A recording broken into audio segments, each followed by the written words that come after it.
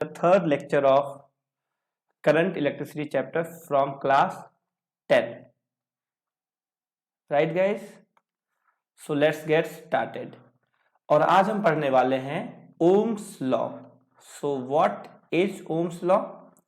तो अभी तक हम लोगों ने बहुत सारी बातें कुछ पढ़ रखी हैं, और अगर आपने वो लेक्चर्स नहीं देखे हैं then you can watch the other video of this series, that is lecture 1 and lecture 2. So अभी शुरू करते हैं. अभी मान लो कि हम यहाँ पर ओम्स लॉ क्या कहता है, तो उसके लिए अपन लोग बनाते हैं एक सर्किट. तो मान लो कि हमारे पास एक यहाँ पर एक सर्किट दी हुई है और ये एक रजिस्टर है. मान लेते हैं कि ये रेजिस्टेंस R है. चलो अभी मान लो कि हमें ये दिया ही नहीं हुआ, क्योंकि हमें यही तो निकालना है ना, इस लॉ में. तो सपोज करते हैं कि ये एक अपने पास एक रेजिस्टेंस है या फिर एक सर्किट है, और ये किसी बैटरी से कनेक्टेड है.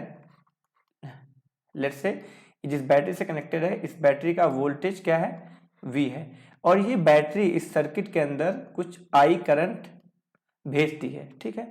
तो ओम्स ने क्या कहा भाई कि ये जो अपना, अगर हम वोल्टेज बढ़ाते हैं तो करंट बढ़ेगा, या फिर करंट बढ़ेगा तो वोल्टेज भी बढ़ेगा. ऐसा कहा कि अगर, क्योंकि देखो ये करंट तो अपने हाथ में नहीं है, करंट तो क्या है कि बैटरी का रिजल्ट है. अगर बैटरी को लगाएंगे तो करंट फ्लो होगा.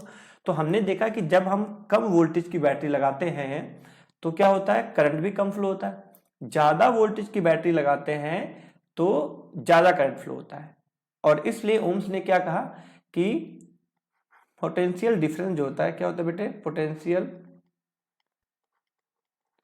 डिफरेंस, जो पोटेंशियल डिफरेंस होता है, इसके लिए कहा गया potential difference in the circuit is directly proportional to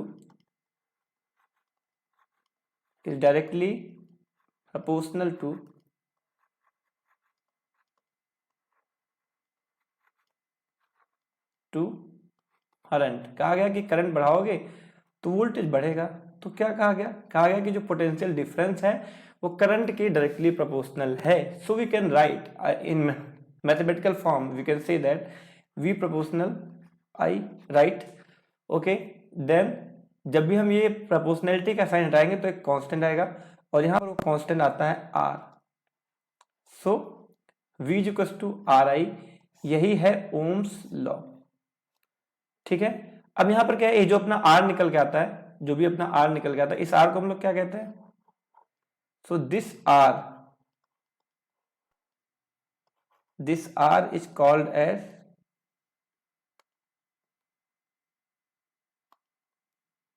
so this R is called as, this R, इसी R को हम लोग क्या बोलते हैं बेटे, रेजिस्टेंस कहते हैं. so this R is called as resistance of the circuit. okay guys, चलो ठीक है. अच्छा, अब जैसा कि ये V इक्वल्स टू IR, तो आप लोगों ने 10th में पढ़ा होगा लाइन की इक्वेशन. कैसी पढ़ेगी बेटे, लाइन की इक्वेशन. तो इक्वेशन ऑफ लाइन आपने 10th में पढ़ा होगा, and that is equation of line आपने 10th में पढ़ा होगा, y इक्वल्स टू mx. और ये भी कुछ ऐसा ही है. तो अगर हम इस v इक्वल्स टू ri का एक ग्राफ प्लॉट करते हैं, then that graph will be given as what I am drawing here. Okay guys, तो अगर हम ये ग्राफ अगर हम ड्रॉ करते हैं तो ये ग्राफ हमारे लिए कुछ ऐसा निकल के आने वाला है. देखते जरा क्या निकल के आएगा बेटे. तो ये ग्राफ हमें कुछ ऐसा निकल के आएगा. अगर हम यहाँ पे, अगर हम इस जगह पे प्लॉट करते हैं V और इस जगह पे लेते हैं I, तो ये ग्राफ हमें स्ट्रेट लाइन मिलना चाहिए. ठीक है. अच्छा भाई, तो अगर हम V और I का ग्राफ बनाएंगे तो हमें कुछ इस तरीके का ग्राफ मिलना चाहिए. होपफुली आपको दिख रहा होगा, क्योंकि यहाँ पे थोड़ा कलर का मिसमैच है, तो फुली आपको दिख रहा होगा कि ये इधर x एक्सिस है, इधर y एक्सिस है. तो फुली आपको दिख रहा होगा, आप लोग समझ रहे होंगे. चलिए ठीक है, कोई बात नहीं. आगे अगर हम डिस्कस करते हैं तो ध्यान देने वाली बात यह है कि ये ग्राफ अपने को कैसा मिल रहा है, straight line. But actual practice में कितने कंडक्टर्स हैं जो ये स्ट्रेट लाइन ग्राफ देते हैं, तो बहुत ही कम. ठीक है. और इसी की बेसिस पे हमने कंडक्टर्स या फिर हम कहें सर्किट या कंडक्टर को भी दो पार्ट्स में बांटा गया। ठीक है, यानी कि हम टाइप्स कह सकते हैं। तो जो टाइप्स ऑफ सर्किट है, अब हमें क्या कहा जाएगा बेटे, तो जो टाइप्स ऑफ सर्किट है इनको भी अब हमने दो पार्ट्स में बांट दिया, टाइप्स ऑफ सर्किट या फिर कंडक्टर। तो क्या कहा गया, देखते बेटे, इनको भी दो टाइप में डिवाइड कर दिया गया। एक को बोला गया बेटे ओमिक और एक को बोला गया बेटे non ohmic, ohmic and non ohmic. Right guys, अब हम इसको आगे चेक करते हैं, चेकआउट करेंगे तो अपने को बहुत सारी बातें समझ में आने वाली हैं। तो जो ओमिक था, कहा गया कि जो भी कंडक्टर्स ओम्स लॉ को फॉलो करें, यानी कि जिनके ग्राफ हमें स्ट्रेट लाइन मिलते हैं, अगर हमें ग्राफ V और I का ग्राफ हमें स्ट्रेट लाइन मिलता है तो वो है ओमिक, यानी कि which follows ओम्स लॉ। ऐसे कंडक्टर्स जो ओम्स लॉ को फॉलो करते हैं उनको हम लोग बोलते हैं ओमिक कंडक्टर या फिर ओमिक सर्किट। जो भी ओम्स लॉ को फॉलो नहीं करते, यानी कि जिनके लिए ग्राफ हमारा स्ट्रेट लाइन नहीं होगा, जिनके लिए ग्राफ समथिंग कुछ ऐसा हो सकता है, कर्व ग्राफ हो सकता है। तो अब ये देखो, ये ग्राफ बेटे स्ट्रेट लाइन नहीं है, this is not a straight line. या फिर हम कुछ ऐसा देख लें, ये ग्राफ भी देखोगे बच्चे तो आपको स्ट्रेट लाइन नहीं दिखे, कुछ ऐसा टेढ़ा मेरा ग्राफ हो जाए। ये दोनों ग्राफ अपने को स्ट्रेट लाइन नहीं दिख रहे हैं, यानी कि ये दोनों ग्राफ ओम्स लॉ को फॉलो नहीं करते हैं, तो इनको हम लोग बोलेंगे नॉन ओमिक कंडक्टर। तो which do not follow Ohm's law. तो जो ओम्स लॉ को फॉलो नहीं करते हैं उनको हम लोग बोलते हैं नॉन ओमिक, और जो फॉलो करते हैं उनको हम लोग बोलते हैं ओमिक कंडक्टर्स या फिर ओमिक सर्किट। राइट गाइज, तो यहां तक तो आई होप आपको ओम्स लॉ समझ में आएगा। ओम्स लॉ क्या कहता है, V इक्वल्स IR, बट ये बहुत ही कम कंडक्टर्स हैं जो इनको फॉलो करते हैं, which are known as ohmic conductors. जो नहीं करते हैं उनको हम लोग नॉन ओमिक कंडक्टर्स कहते हैं। राइट गाइज, ठीक है। अब हम थोड़ा सा इस रेजिस्टेंस के बारे में, यानी कि जो यहाँ पर कांस्टेंट आया है उसके बारे में हम कुछ और बातें कर लेते हैं। जैसे कि अब हम थोड़ी सी बात करेंगे रेजिस्टेंस के बारे में। Let's talk about resistance. तो अगर हम रेजिस्टेंस की बात करते हैं तो ये क्या क्या, सबसे पहली बात ये होता क्या है, तो ये करंट के फ्लो को रोकता है। सबसे पहली बात, it opposes flow of current, it opposes flow of current, कोई दिक्कत नहीं है, ठीक है। अच्छा, इसको हम डिनोट किससे करते हैं, तो इट इज डिनोटेड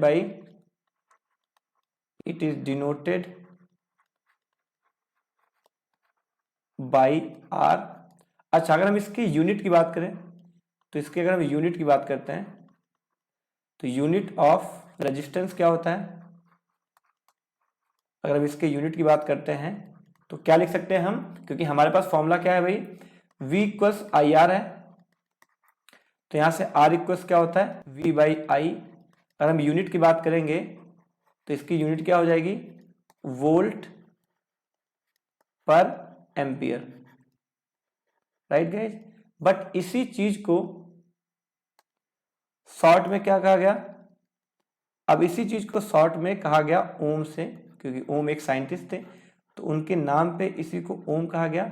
और शॉर्ट में इसका सिंबल बेटे कुछ ऐसा आपको बुक्स में देखने को मिलेगा। तो आई होप आप रेजिस्टेंस के बारे में कुछ हद तक जान पाए होंगे। आगे कुछ और बातें करते हैं हम रेजिस्टेंस के बारे में। तो लेट्स सी और क्या क्या बातें हम लोग कर सकते हैं। जैसे सबसे पहली बात, इसकी डिपेंडेंसी किस किस चीज पे है। तो सबसे पहली बात कि ये क्या होता है, जो हमारा रेजिस्टेंस है, सबसे पहली बात इसकी कि ये उस मटेरियल पे डिपेंड करता है। तो इट डिपेंड्स अपॉन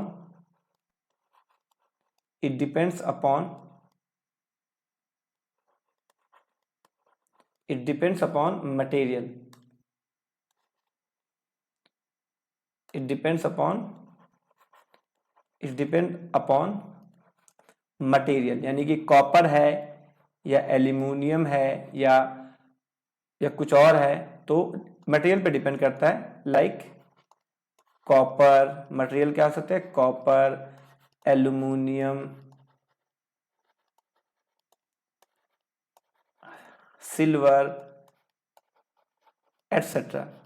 तो ये मटेरियल पे डिपेंड करता है। अगली बात, ये शेप पर डिपेंड करता है। तो इट डिपेंड्स अपॉन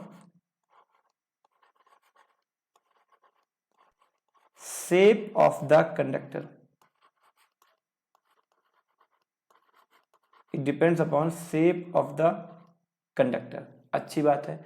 इसके आगे ये और किन किन बातों पे डिपेंड करता है, तो शेप पे डिपेंड कर गया, ठीक है भाई, मटेरियल पे डिपेंड कर गया। शेप पे डिपेंड करने का मतलब क्या होता है, जैसे कि अगर हम शेप की डिपेंडेंसी की बात करें तो लेंथ, और क्या होता है, जैसे मान लो हमारे पास एक वायर है, ऐसा है, तो इस वायर की लेंथ यानी कि लेंथ पे डिपेंड कर गया, और इसका यहाँ का जो क्रॉस सेक्शन एरिया है ए, तो ए पर डिपेंड कर गया। तो पहली बात तो लेंथ पे डिपेंड करेगा अगर शेप की बात करते हैं।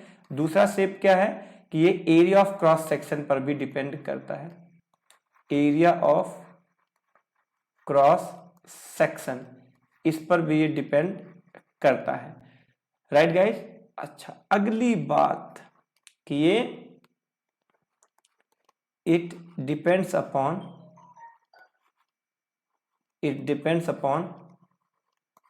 टेम्परेचर। तो ये भैया टेम्परेचर पर भी डिपेंड करता है। बट अभी 10th में हम ये इसकी बात करेंगे, किसकी, यानी कि शेप की बात करेंगे, और मटेरियल के बारे में कुछ डेटा हमें हमारी बुक्स में अवेलेबल है, उनको भी हम आगे के लेक्चर्स में डिस्कस करेंगे। मेनली हम अपने कोर्स में हमारा रेजिस्टेंस लेंथ पे कैसे डिपेंड करता है या फिर एरिया ऑफ क्रॉस सेक्शन पे कैसे डिपेंड करता है, इसके बारे में अपन लोग ज्यादा बात करने वाले हैं। टेम्परेचर के बारे में हम अभी नहीं बात करेंगे, यानी कि आप समझो कि हम लोग 12th क्लास में बात करेंगे, ठीक है। राइट गाइस, ठीक है, आगे देखते हैं। अब क्योंकि हमने इतना कर लिया कि भाई ये शेप पर डिपेंड करता है, तो यही शेप की डिपेंडेंसी आज हम देख लेते हैं। बट उससे पहले हम एक और चीज कर लेते हैं। जैसे हमने बोला कि रेजिस्टेंस क्या करता है, करंट के फ्लो को अपोज करता है। ऐसे ही एक सिमिलर क्वांटिटी आती है बेटे कंडक्टेंस। तो छोटी सी बात है, हम इसको भी डिस्कस कर लेते हैं कि कंडक्टेंस क्या होता है। तो कंडक्टेंस हम क्या करते हैं बेटे, तो इसके लिए हम कहते हैं कि ये क्या करता है, it supports the flow of current. It supports the flow of current. It supports the flow of current. चलिए गाइस, और ये बेसिकली होता क्या है, तो ये अपने रेजिस्टेंस का रेसिप्रोकल होता है। इसको डिनोट हम लोग कैपिटल जी से करते हैं, एंड दिस इज 1/r, यानी रेसिप्रोकल ऑफ दिस। अगर हम इसके यूनिट की बात करते हैं तो इसका यूनिट क्या होता है बेटे, तो इसका यूनिट हम लिखेंगे 1/ओम, यानी कि हम लोग बोल सकते हैं इसको ओम इनवर्स, और इसको हम लोग शॉर्ट में महो भी कहते हैं, यानी कि इसका सिंबल शॉर्ट में क्या हो गया, मो, और स्पेलिंग है MHO। तो इसको शॉर्ट में इसको हम लोग मो भी कहते हैं। अब देखो तो ओम को रिवर्स कर दो तो महो आ जाएगा, ठीक है। राइट गाइस, तो कंडक्टेंस ऐसा हो गया, ठीक है। अच्छा, तो हमने कहा कि हमने जो हमारा रेजिस्टेंस होता है वो डिपेंड करता है किस पर, शेप पर। तो शेप की डिपेंडेंसी की बात हम आज कर ही लेते हैं अच्छे से, ठीक है गाइस। Let's see. तो जैसा कि हमने कहा कि रेजिस्टेंस शेप पे डिपेंड करता है, तो अभी हम फिर से एक बार और अच्छे से रेजिस्टेंस को देखते हैं, ठीक है। तो मान लेते हैं, अभी इस स्टडी के लिए हम लोग मान लेते हैं कि हमारे पास एक रेजिस्टेंस है जिसकी लेंथ क्या है बेटे, L है, area of cross section A है। तो हम बोलेंगे कि इसका जो रेजिस्टेंस होता है यानी कि R, it is directly proportional to length of the conductor. यानी कि रेजिस्टेंस क्या होता है, directly proportional length of the conductor के होता है। लेकिन अगर हम बात करें वहीं एरिया पे, क्योंकि शेप का एक कंपोनेंट एरिया भी होता है, तो अगर हम बात करते हैं एरिया का, तो resistance is inversely proportional to cross sectional area of the conductor. अब ये ए क्या है बेटे, this A is nothing but what, cross sectional area, cross sectional area, right guys. तो क्रॉस सेक्शनल एरिया पे डिपेंड करता है। अच्छा ठीक है, अगर हम इन दोनों को मिक्सअप कर दें तो आर प्रोपोर्शनल एल अपॉन ए आता है, सिंपल है।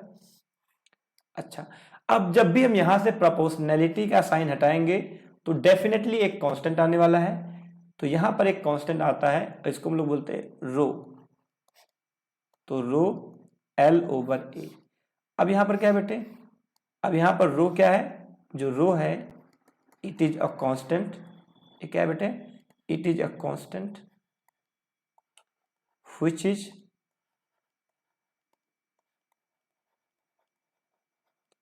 known as resistivity, which is known as resistivity।